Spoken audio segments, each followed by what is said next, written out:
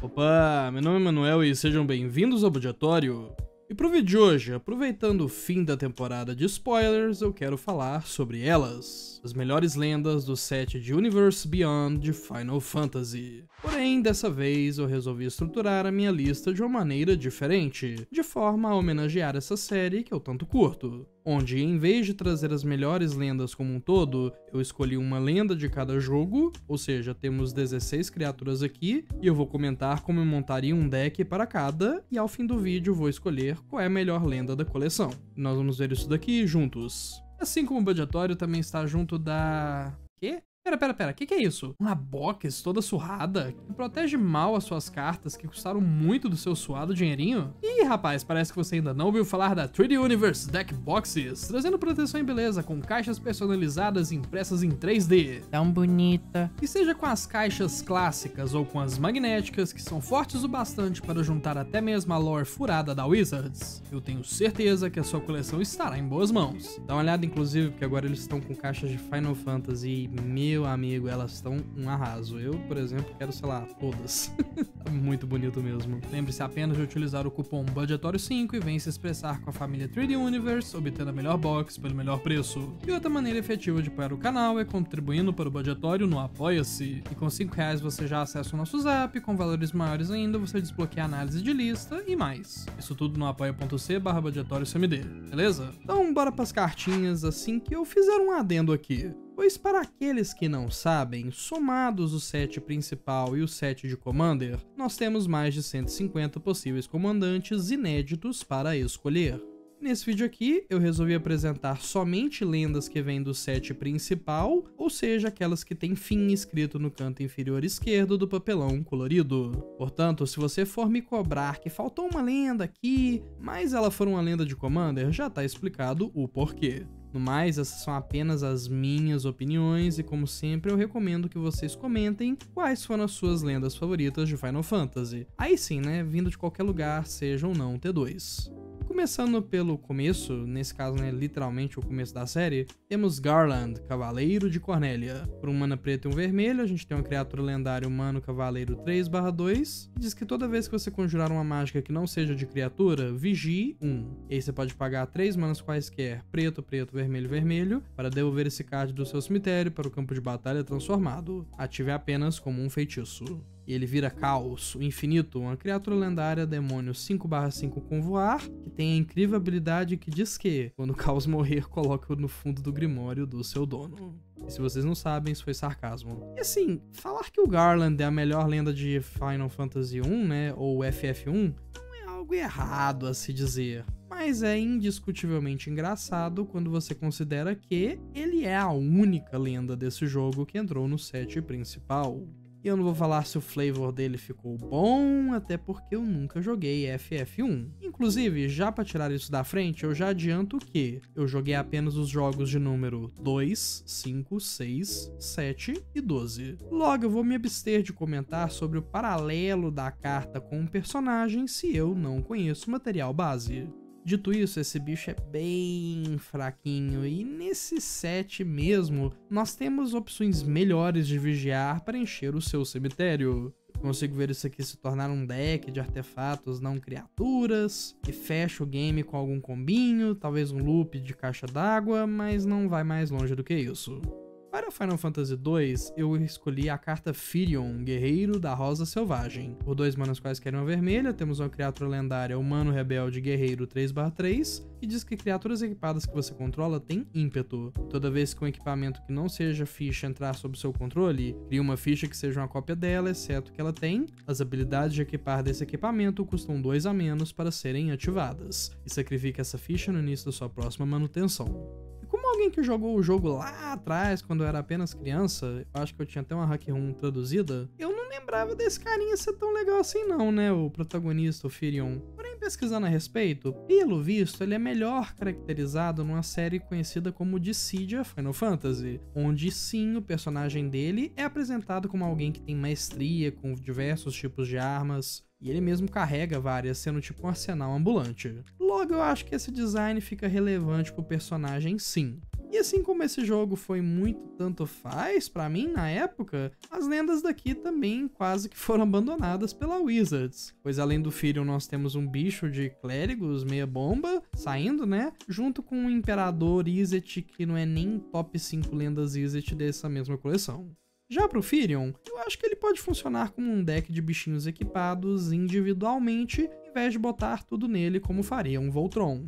Mas sinceramente, eu acho que esse arquétipo se beneficia muito da cor branca como um todo. O menino apareceu na nossa lista por ser a melhor lenda de FF2, mas ele é bem melhor nas 99.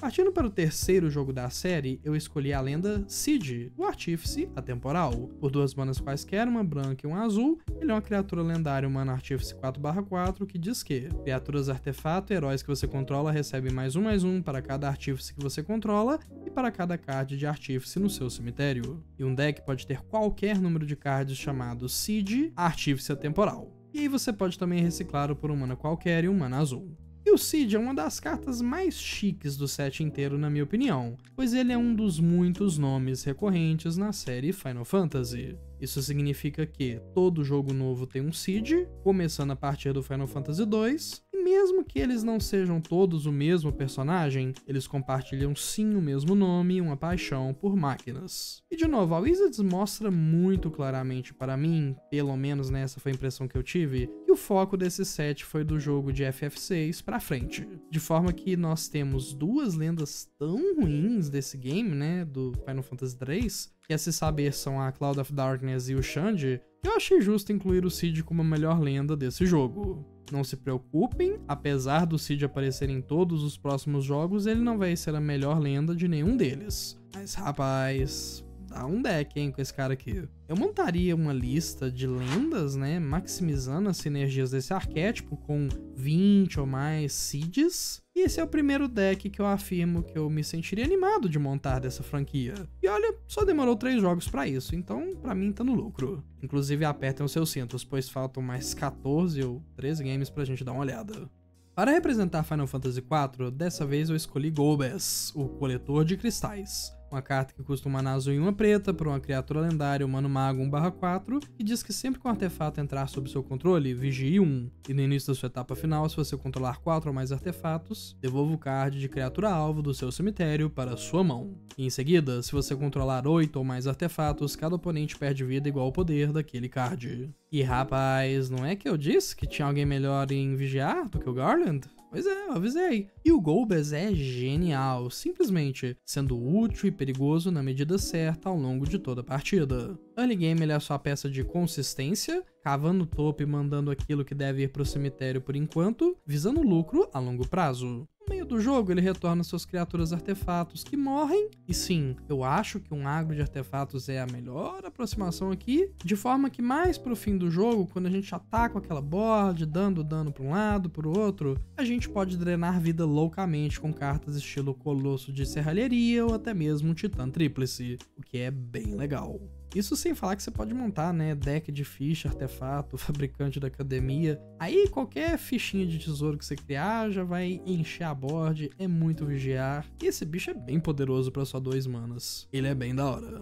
Passando para o meu triste e abatido Final Fantasy V, eu escolhi como melhor lenda a carta Gilgamesh, Mestre de Armas, que custa 4 manas quaisquer e vermelha e vermelha, por uma criatura lendária humano samurai 6/6 que diz que, toda vez que Gilgamesh entra no campo de batalha ou ataca, olhe os 6 cards do topo do seu grimório. Você pode colocar qualquer número de cards de equipamento dentre eles no campo de batalha e coloque o restante no fundo do seu grimório em ordem aleatória. Quando você colocar 1 ou mais equipamentos no campo de batalha dessa forma, você pode anexar um deles a um samurai que você controla. E assim, eu poderia falar por mais de meia hora sobre como que massacraram o meu jogo favorito da série, que é esse aqui. Como o flavor tá muito mal acertado para quase todas essas figurinhas, de forma que eles conseguiram inclusive dilacerar e desfigurar até mesmo o meu personagem favorito, que é o vilão Exdeath. Mas assim, não somente vocês não vieram aqui pra isso, como também o Gilgamesh até que tem um design competente, que me lembra muito, obviamente, a carta Godo, o Senhor da Guerra Bandido. Que não é coincidência, eu imagino, pois temos uma versão alternativa de arte do Gilgamesh, justamente com a habilidade desse outro comandante. O ponto que difere os dois, na minha opinião, é que o Gilgamesh é um Godo pra quem não gosta de combos. Isso é ótimo, cara, pois eu mesmo já quis montar esse comandante, mas não o fiz, pois a ameaça do elmo multiplicador era demais para se ignorar. Gilgamesh é um Voltron competente, vermelho tem muitas maneiras de acelerar esse mana todo, e no mais isso aqui é vantagem de cards, aceleração de mana com auto-equipe. E se você bota uma boa densidade de efeitos que concedem ímpeto, de forma que o Gilgamesh já vai entrar e já vai bater naquele mesmo turno, aí meu amigo só corre para abraço, o dano vai sair do controle muito rápido.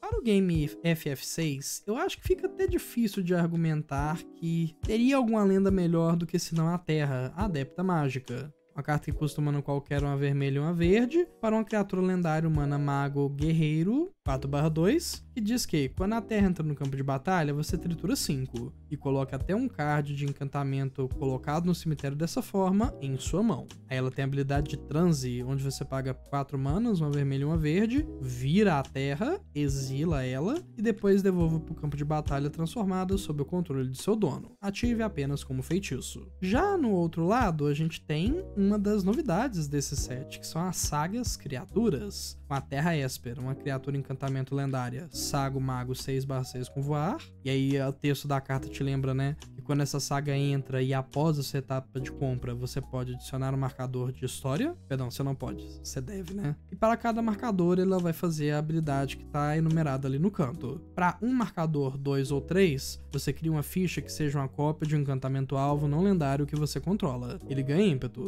E se for uma saga, coloque até 3 marcadores de história nela. Sacrifique no início da sua próxima etapa final. Já para 4 marcadores, você adiciona branco-branco, azul-azul, preto-preto, vermelho-vermelho e verde-verde. Exile Terra Esper, depois devolva ao campo de batalha com a face da frente para cima.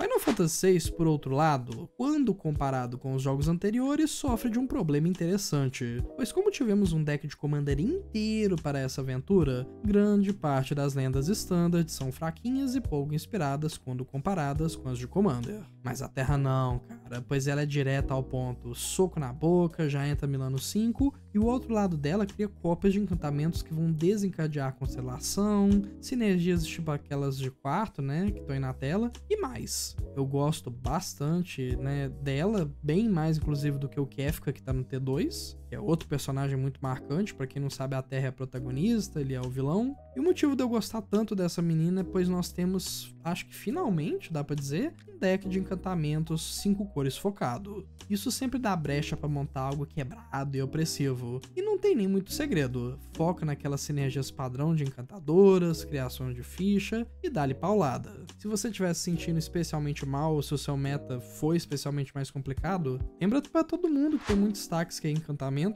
faz a festa. Passando para Final Fantasy VII, que é provavelmente o jogo mais popular a nível global da franquia, eu joguei tanto a versão de PS1 quanto as 2 edições do remake que já saíram. Nós temos simplesmente o homem, Sephiroth, Soldier lendário. Por 2 manas quaisquer uma preta, ele é uma criatura lendária humana avatar soldado 3/3, que diz que sempre que Sephiroth entra ou ataca, você pode sacrificar outra criatura. E se fizer isso, você compra um card. E sempre que outra criatura morre, o oponente alvo perde 1 ponto de vida e você ganha 1 ponto de vida. E se essa for a 4ª vez que essa habilidade se resolver num turno, transforme Sephiroth.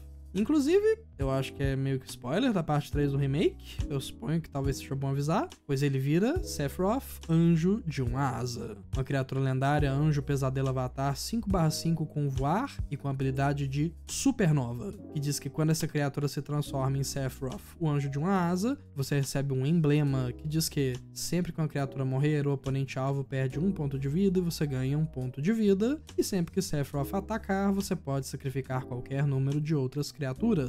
Se fizer isso, compre aquela quantidade de cards. E assim, eu me considero um fã grande de Final Fantasy VII, eu diria, o que não vem inclusive de maneira alguma de nostalgia por esse jogo, né, da infância ou adolescência, Depois eu joguei o originalzão de PS1 quando eu já era adulto. Eu não sei o quão, né, qualificado eu tô pra falar, mas eu não super enxerguei qual que é o flavor do Sephiroth, pra ser sincero. Tipo, quando ele ataca ou entra, você sacrifica algo. Talvez isso é pra representar que o nosso menino Sephiroth aqui tá disposto a sacrificar a todos à sua volta, talvez, pra alcançar seus objetivos. Se foi isso mesmo, eu achei um pouquinho forçado, né? Já que ele principalmente havia estado agindo sozinho, mas ok. Sempre que uma criatura morre, ele faz dreno de vida. Essa habilidade, inclusive, eu simplesmente não enxergo qual que é a relação com o joguinho de PS1, ou até mesmo com o Rebirth. Então, vamos apenas, né, olhar essa carta de uma ótica de mecânicas, né, pra ver se ela presta. E rapaz, ou se presta. Mas eu acho que essa carta aqui oferece muito pelo que ela custa. Porém, eu quero levantar um ponto aqui. Essa carta não é barata. E eu ouso dizer que ela provavelmente nunca vai ser barata também. E pelo preço que você paga no Soldier aqui, eu acho de verdade que um Yawgmoth é uma pedida melhor, custando metade do preço. Mas de qualquer forma, se você quer jogar com o Sephirinho, isso aqui com certeza é a casa de um bom e velho aristocrata, sem vergonha nenhuma de ser feliz. O Sephiroth será a sua fonte de cartas, de dreno de vida e principal arma para vencer o jogo. De forma inclusive que a minha dica especial para esse deck é que, já que você vai matar criaturas, leve efeitos estilo afinal nem morreu nas suas 99. Com isso você consegue matar o próprio Sephiroth e ele retorna na face da frente, permitindo que você o flipe de novo, gerando mais emblemas. E na moral, 2 ou mais desse emblema é fim de carreira para os seus oponentes, então isso pra mim vale bastante a pena. Chegamos na metade. Pra Final Fantasy VIII eu escolhi aquele que eu acho que é o protagonista do game. De novo, eu não joguei. O Squall, o mercenário da Seed. Que custa 2 manas quaisquer, uma branca e uma preta. Para uma criatura lendária, humano cavaleiro mercenário, 3/4, com divisão brutal. Uma habilidade que diz que, sempre que uma criatura que você controla atacar sozinha, ela ganha golpe duplo até o final do turno. E sempre que Squall causar dano de combate a um jogador, devolva um card permanente alvo com um valor de mana 3 ou menos do seu cemitério para o campo de batalha.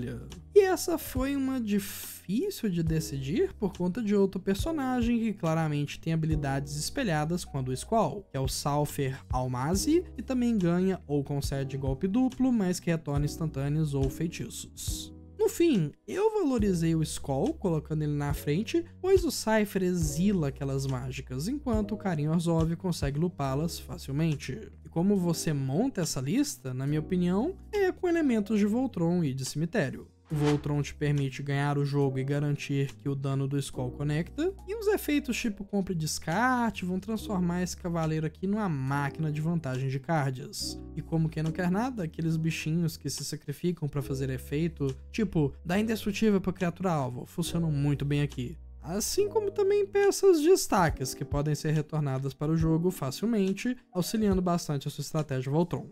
Passando para o FF9, temos o Vivi Ornithir. Por um mana qualquer, um azul e uma vermelha, ele é uma criatura lendária Mago 0/3, com habilidade que custa 0 para ativar e adiciona X manas em qualquer combinação de azul e ou vermelha, sendo X o poder de Vivi Ornithir. E aí você ativa isso apenas durante seu turno e apenas uma vez a cada turno. Ele também possui uma habilidade desencadeada que diz que, sempre que você conjurar uma mágica que não seja de criatura, coloque o marcador +1/+1 em Vivi Ornithir e ele causa 1 ponto de dano a cada oponente. E assim, pra mim, essa é a melhor lenda da coleção com alguma folga. E o preço dele demonstra que não foram somente os meus olhos que foram capturados. Então, já supondo, né, vamos, né, aceitar a realidade. Não dá pra montar um deck budget com isso, pois o Vivi na pré-venda tá custando R$400, né, no dia que eu tô escrevendo esse roteiro, e eu acho que ele não vai, sabe, chegar a R$30 tão cedo. Então, já supondo que é pra gastar dinheiro, eu vejo você tirando, né, todo o freio de mão, tudo que segura essa lista aqui e metendo louco. Pois esse é um deck de Spellslinger, sim, mas você vai colocar a vontade de Jeska, Brecha do Submundo, um monte de Game Changer, tudo isso junto de mágicas não de criaturas eficientes a fim de desencadear a habilidade do Vivi, crescendo. Quando o Vivi estiver grande e você adiciona um caminhão de mana, né, desce a onisciência da vida, pois o mana dele não é restrito a não permanentes, e corre para o abraço de novo. Com um pequeno bônus, eu vou colocar na tela algumas figurinhas que eu tava vendo mais cedo, que são interessantes, para esse deck aqui, pois elas lidam com marcadores. São algo que o maguinho ganha naturalmente, logo estamos livres para explorar essas sinergias. Passando finalmente para o jogo favorito de uma galera, inclusive para quem não sabe, esse Final Fantasy é o mais popular no Japão, temos a Yuna, Esperança de Spira, representando Final Fantasy X. Por 3 manas quaisquer, uma verde e uma branca, temos uma criatura lendária humana clériga 3/5, que diz que, durante o seu turno, Yuna e outras criaturas de encantamento que você controla têm atropelar, vínculo com a vida, e salvaguarda 2. E no início da sua etapa final, devolva até um card de encantamento alvo do seu cemitério para o campo de batalha com o marcador de finalidade. E aí ela te lembra, né, que se uma permanente com marcador de finalidade for colocado no cemitério, exilia em vez disso. Queria fazer um comentário que, apesar da popularidade, eu não joguei mais do que meia hora desse jogo. E o mais engraçado foi como isso aconteceu. Pois eu comprei um PS2 nesses últimos 12 meses, né, um ano, e na época eu precisava testar a entrada de Ethernet para rodar games sem travar. De forma que eu iniciava o FF10, via aquela cutscene da água, muito bonita, muito pesada inclusive, e se travasse, aí eu reiniciava tudo, eu tentava reconfigurar algo. Moral da história, eu acho que eu já vi o início desse jogo umas 10 vezes, mas não passou disso. Tá na minha lista, um dia eu jogo. Enquanto a carta, a Yuna me deixa levemente enciumado, pois ela parece ser tudo que eu queria que a minha Nictéia fosse, só que melhor. Os encantamentos duram um pouco na mesa igual para as duas. Temos verde e branco, mais uma semelhança entre os decks, mas eu não tenho que atacar com a Yuna para ela reanimar os meus encantamentos. E os delas, né, ficam um monstrão cheio de habilidade, enquanto os da Nictéia só tem ameaçar. Apesar das duas comandantes não serem imediatamente, né, diretamente comparáveis, a minha recomendação aqui é simples. Ao montar um deck de Yuna, veja o que a Nictéia faz de melhor e ultrapasse-a sem suar muito.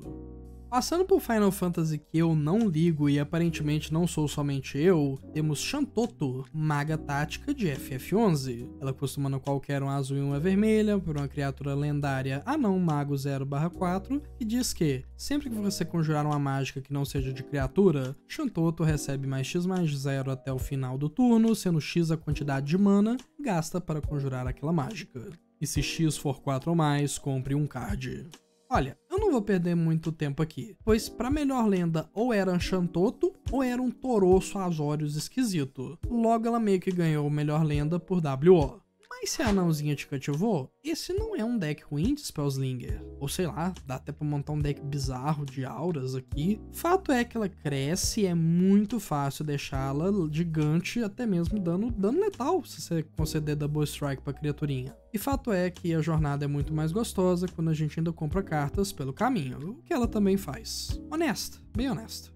E agora, para mais um jogo completamente desrespeitado, temos a dupla dinâmica do século, o famoso Han Solo por 70% de desconto e o Chewbacca Sexy, também conhecidos como Baltier e Fran. E por um mana qualquer, uma vermelha e uma verde, temos uma criatura lendária, um Mano Coelho 4/3 com alcance, que diz que veículos que você controla recebem +1/1 e tem vigilância e alcance. E sempre que um veículo tripulado por Baltier e Fran neste turno atacar, se for a primeira fase de combate do turno, você pode pagar um mana qualquer, um verde e um vermelho. E se fizer isso, depois dessa fase, é uma fase de combate adicional.